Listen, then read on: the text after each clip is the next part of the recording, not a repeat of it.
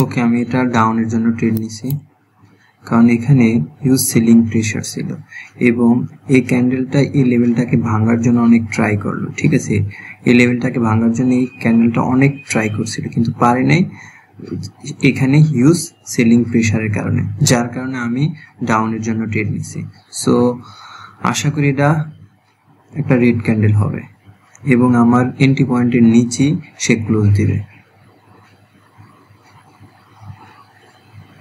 এখানে অলসো একটা round number level আছে, এই লেভেল থেকে কিন্তু মার্কেট রিজেকশন নিচ্ছে, এখানেও নিয়েছে, এখানেও নিচ্ছে।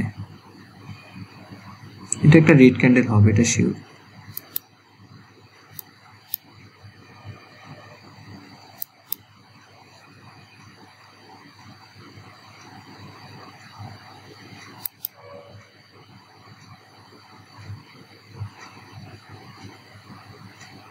ওকে, আমার ট্রেডটা উইন হয়েছে, বাট এটা একটা গ্রিন ক্যান্ডেল হয়েছে, সমস্যা নাই।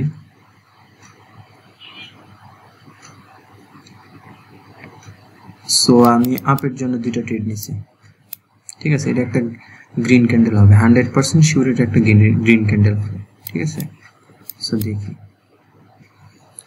অ্যাকচুয়ালি এখানে একটা লেভেল আছে, আর এই বড় ক্যান্ডেলের 50% লেভেলটা হলো এই জায়গায়। ঠিক আছে, এবং এই যে এই গ্রিন ক্যান্ডেলটা এই 50% লেভেলটাকে ভাঙার জন্য অনেক চেষ্টা করলো কিন্তু সে পারেনি। ঠিক আছে, তখন রিজেকশন নিছে, মানে এখান থেকে বায়ার সেলার্স এন্ট্রি নিছে।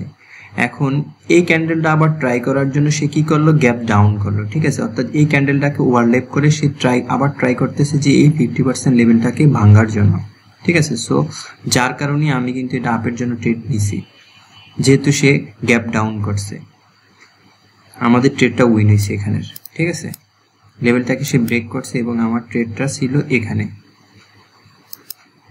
অ্যাকচুয়ালি আমার নেট ইস্যু, তো যার কারণে একটু দেরি হচ্ছে। এই যে আমার ট্রেড দুইটা উইন হয়েছে।